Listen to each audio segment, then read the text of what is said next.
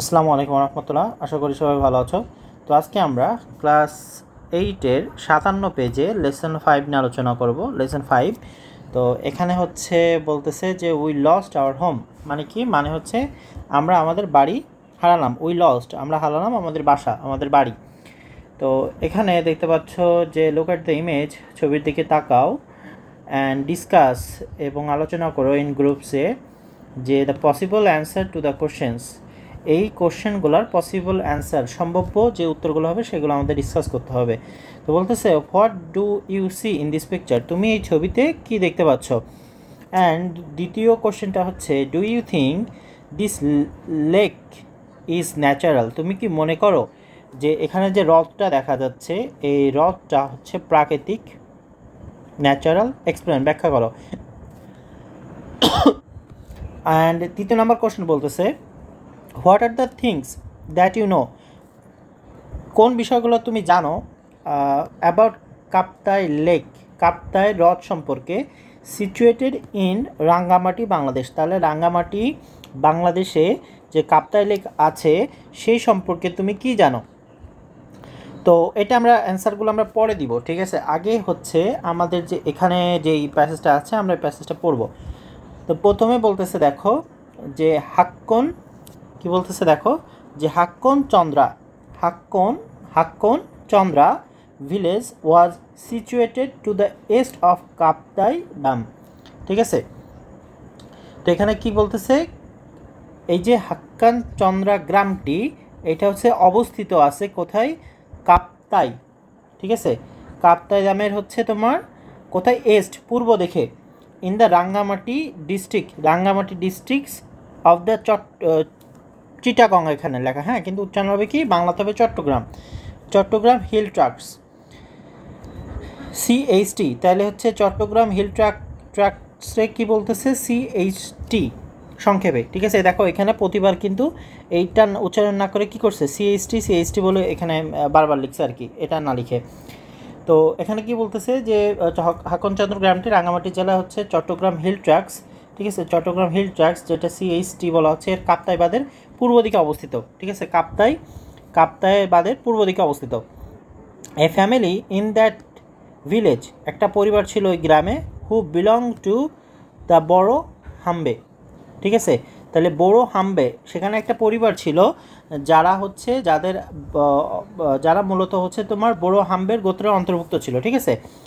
And এই যে clan গোত্রের অন্তর্ভুক্ত ছিল, অ্যান্ড হ্যাড এ সান, এবং তাদের একটা কী ছিল, তাদের একটা হচ্ছে ছেলে ছিল, হু ওয়াজ অ্যান ইভোরি ক্রাফটসম্যান, ঠিক আছে, যে কিনা কি ছিল, হাতির দাঁতের হচ্ছে তোমার কারিগর ছিল, ঠিক আছে, হাতির দাঁতের কারিগর ছিল।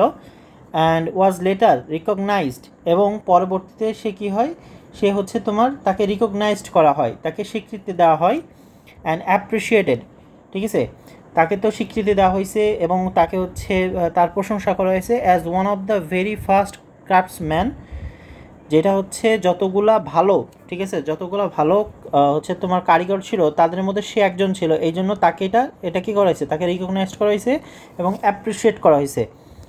অ্যামং দ্য জুম্মা পপুলেশন, মানে জুম্মা জনগোষ্ঠীর মধ্যে তাকে এই কথা বলতেছে যে একটা পরিবার ছিল যে হচ্ছে মূলত বড়ো হাম্বে গোত্রের অন্তর্গত, তাদের একটা ছেলে ছিল যে কিনা হচ্ছে হাতির দাঁতের কারিগর ছিল, and every craftsman, and was letter, এবং পরবর্তীতে তাকে কি করা হয়, স্বীকৃতি দেওয়া হয় এবং তাকে অ্যাপ্রিসিয়েট করা হয়, মানে তাকে সম্মানিত করা হয়, তাকে হচ্ছে তোমার প্রশংসিত করা হয়, ঠিক আছে, as one of the very first craftsman among the Jumma population, মানে হচ্ছে অন্যতম শ্রেষ্ঠ জুম্মা পপুলেশনের মধ্যে অন্যতম শ্রেষ্ঠ কারিগর হিসেবে ইন দ্য CHT রিজন, মানে এই যে চট্টগ্রাম হিল ট্রাক্টস এই রিজন, এই এলাকার মধ্যে। হিজ নিস ইজ দ্য মাদার, তাহলে তার যে হচ্ছে ভাতিজা হলো একজন মা, whose story is given here, যার হচ্ছে তার ভাতিজি কি তার ভাতিজা, ঠিক আছে, ভাতিজি হলে হচ্ছে একজন মা, যার স্টোরিটা মূলত এখানে দেওয়া আছে। তো এখানে বলতেছে দেখো it is difficult to say, এটি কঠিন বলা, এক্স্যাক্টলি করে এটা বলা কঠিন যে হোয়েন শি ওয়াজ বর্ন, যে সে কখন জন্মগ্রহণ করেছে, but she things she is over 80 years old, কিন্তু সে সে হচ্ছে ভাবে কি যে তার বয়স কি, সে হচ্ছে ওভার 80 ইয়ার্স ওল্ড, মানে তার বয়সটা 80 বছরেরও বেশি। শি ইজ মাই গ্র্যান্ডমাদার, সে হচ্ছে কি আমার গ্র্যান্ডমাদার, আমার দাদি বা নানি। One of my I one of the I witness of the discussed one of the I witness of the discussed in the history of CHT। তাহলে one of the I witness, তাহলে তার যে দাদি ছিল সে কি ছিল, এই যে discussed episode in the history of CHT, মানে এই যে চট্টগ্রাম হিল ট্র্যাক্সের যে স্টোরিটা আমরা পড়তেছি সেইটা যেটা নিয়ে আমরা ডিসকাস করছি, আলোচনা করছি, এই আলোচনার একজন প্রত্যক্ষ সাক্ষী বা প্রত্যক্ষ সাক্ষীকে তার গ্র্যান্ডমাদার, তার দাদি, ঠিক আছে।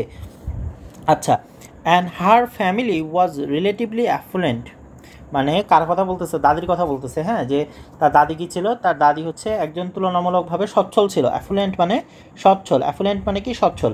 শি হ্যাড 6, দেখো তার হচ্ছে 6 সিবলিংস, মানে তার 6 ভাই বোন ছিল, অ্যান্ড 6টা হচ্ছে তার 6 ভাই বোন ছিল, 3টা ভাই ছিল এবং 3টা বোন ছিল।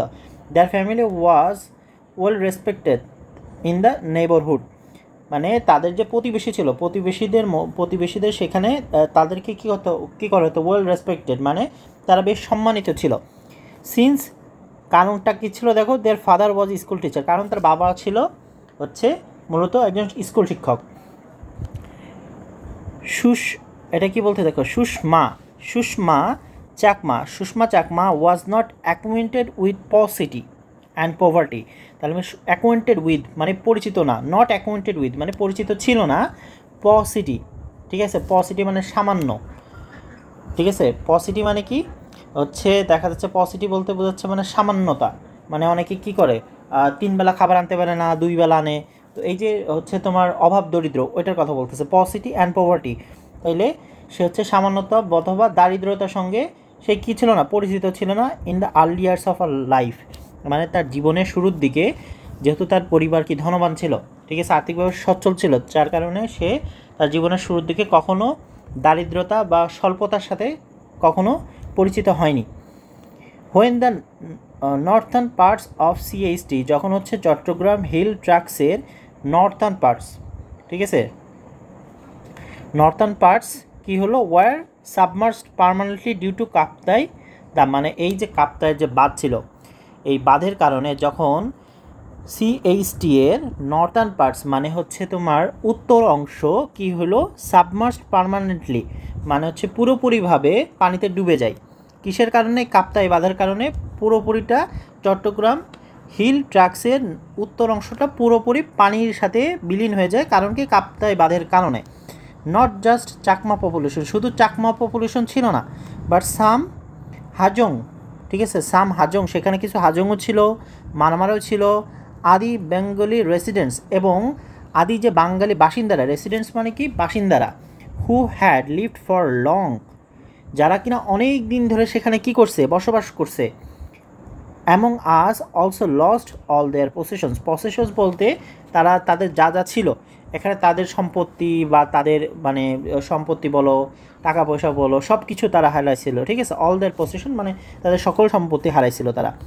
অ্যান্ড দ্য ওয়েলদিয়েস্ট ফ্যামিলিজ, এবং এই যে ধনবান, ঠিক আছে, যে গত বছর যখন পানি হলো, বন্যা হলো, দেখবা আগস্টের পর বিশেষ করে, তখন কী হলো, অনেকের কিন্তু মানুষ যখন সাহায্য করতে গেছে তখন তারা বলছে, ভাই একটা আমাদের কিন্তু কোটি কোটি টাকার সম্পদ ছিল, কিন্তু বন্যার কারণে সেগুলো সব কী হয়েছে, সেগুলো সব পানিতে নিয়ে গেছে। তো এদেরও কিছুটা ওই রকমই কাহিনী, ঠিক আছে, যে ওল্ডেস্ট ফ্যামিলি, সব থেকে যে ধনবান পরিবারগুলো ছিল, ঠিক আছে, তারাও কী করছে, তারাও হচ্ছে তোমার বিকাম ডিসপ্লেসড পিপুল। ডিসপ্লেসড বলতে যাদের হচ্ছে ঘর বাড়ি নাই, ডিসপ্লেসড মানে কি যাদের কোনো ঘর বাড়ি নাই, ডিসপ্লেসড মানে থাকার জায়গা নেই, ঠিক আছে, চলার জায়গা নেই, বসবাসের জায়গা নেই, তাদেরকে বলা হচ্ছে displaced people.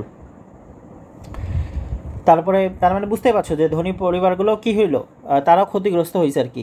They had to constantly, মানে তারা নিয়মিত করে, কনস্ট্যান্টলি, ঠিক আছে, প্রায় নিয়মিত তাদেরকে কি করতে হতো, এক জায়গা থেকে move from one place to another, এক জায়গা থেকে আরেক জায়গায় তাদেরকে হচ্ছে যাতায়াত করতে হতো। কেন, ওই যে তাদের হচ্ছে থাকার মতো জায়গা নেই, পুরোটা নর্থার্ন মানে উত্তরাংশ সিএইচটির যে উত্তরাংশ পুরোটাই তো পানির কাপ্তাই বাঁধের কারণে পানির নিচে চলে গেছে। অ্যান্ড অ্যাবাউট 50,000 চাকমা, 50,000 চাকমারা কী করছে, and Hajong and Tripura people had to leave the country. এই যে এতগুলা মানুষ ছিল ত্রিপুরা, হাজং অ্যান্ড চাকমা 50,000-এর মতো, তাদের কী করেছে, তাদের দেশ ত্যাগ করতে হয়েছিল আর কি, ঠিক আছে।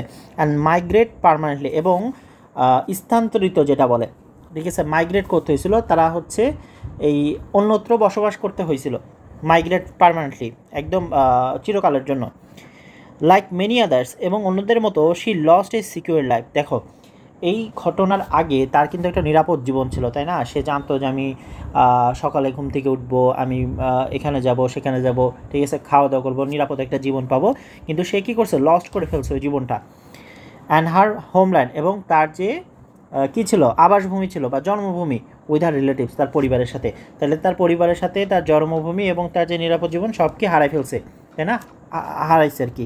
And her husband and had to leave his and her husband had to leave his public service to live like a refugee, এবং তার স্বামীকেও সরকারি চাকরি ছেড়ে শরণার্থীদের মতো জীবন যাপন করতে হয়েছে। তার স্বামী কী ছিল, লিভ হিজ পাবলিক সার্ভিস, মানে তার যে সরকারি চাকরি সেটা ছেড়ে কি রিফিউজির মতো, মানে শরণার্থীদের মতো বসবাস করতে হয়েছে। অ্যান্ড হার অনলি পজিশন, তার একমাত্র সম্পদ কী ছিল, মেমোরিজ অফ বেটার টাইমস, ভালো সময়ের কিছু অনুভূতি, ভালো সময়ের কিছু স্মৃতি ছিল। অ্যান্ড ডিটারমিনেশন টু সার্ভাইভ, এবং তাদের কি ছিল, যে ডিটারমিনেশন ছিল, তাদের হচ্ছে তোমার বেঁচে থাকার যে দৃঢ় সংকল্প যেটা বলে, বেঁচে থাকার দৃঢ় সংকল্প ছিল। While moving from one location to another for resettlement, মানে যখন তারা কি করছিল, এক জায়গা থেকে আর এক জায়গা যাচ্ছিল রিসেটেলমেন্টের জন্য, পুনর্বাসনের জন্য, ইন দ্য রিজার্ভ ফরেস্ট, ঠিক আছে, মানে তারা যখন এক জায়গা থেকে অন্য জায়গায় যাচ্ছে বন এলাকায় পুনর্বাসনের জন্য, they spend countless sleepless night, তারা হচ্ছে অগণিত, তারা কি স্পেন্ড মানে কাটিয়েছে অগণিত, কাউন্টলেস স্লিপলেস মানে অগণিত হচ্ছে রাত, অগণিত কি করছে, নিদ্রাহীন রাত পার করছে। Thinking about their uncertain future, কেন পার করছে, কিভাবে পার করছে, অনিশ্চিত ভবিষ্যতের কথা তারা ভেবে ভেবে অগণিত নিদ্রাহীন রাত তারা পার করছে আর কি। ডিসপাইট দ্য কনস্ট্যান্ট স্ট্রাগল, এই সমস্ত মানে নিয়মিত সংগ্রাম হওয়ার পরেও, to find happiness in pain, এই নিয়মিত তাদের যে সংগ্রাম, এই সুখের মধ্যে মানে তার ব্যথার মধ্যে সুখ খোঁজার যে নিয়মিত একটা তাদের সংগ্রাম, সেটা কি করেছে, the sun never shone for her life, মানে এই যে তাদের জীবনে সূর্য কখন আর আলো দেয়নি, মানে তারা কি করছে, তারা এই যে কষ্টের মধ্যেও তারা যে সুখ খোঁজার যে একটা সংগ্রাম, সেই সংগ্রামটা থাকা সত্ত্বেও তাদের জীবনে আর কখনো কি হয়নি, সূর্য কখনো আর আলো দেয়নি, মানে তাদের জীবনে আর কখনো সুখ ফিরে আসেনি। তো এখান থেকে আমরা একটু যদি রিক্যাপ করি, তাহলে বিষয়টা হচ্ছে এরকম দেখাচ্ছে যে এখানে হচ্ছে হাকনচন্দ্র গ্রামের কথা বলতেছে, ঠিক আছে, যারা আসলে একটা সময় খুবই বিখ্যাত ছিল, বাট সেখানে হচ্ছে কাপ্তাইবাদের যখন বাদাই কারণে যখন সিএইচটির হচ্ছে তোমার উত্তরাংশটা ডুবে যায়, তখন আসলে তাদের 50,000 চাকমা সহ তারপর হাজং ত্রিপুরা সবাই তাদের দেশ ছেড়ে অন্যত্র বসবাসের জন্য চলে যেতে হয়। পরে সেখানে তারা ভালো সময়ের কথা, তাদের সব কিছু তো হারিয়ে ফেলে, বাট তাদের ভালো সময়টা তারা সবসময় মনে করতো, ঠিক আছে, এবং বেঁচে থাকার ওই ভালো সময় ওইটা ভেবেই তারা বেঁচে থাকার দৃঢ় প্রকল্প করতো। কিন্তু তারা যে মানে সুখের কথা ভাবতো যে একটা সময় তাদের লাইফে সুখ আসবে, বা সেটা কখনো হয়নি, ঠিক আছে। তো এটাই হচ্ছে সামারি। নেক্সট ক্লাসে আমরা যে পরবর্তী পার্ট আছে সেটা দেখবো ইনশাআল্লাহ। আনটিল দেন সবাই ভালো থাকবো। আসসালামু আলাইকুম রহমতুল্লাহ।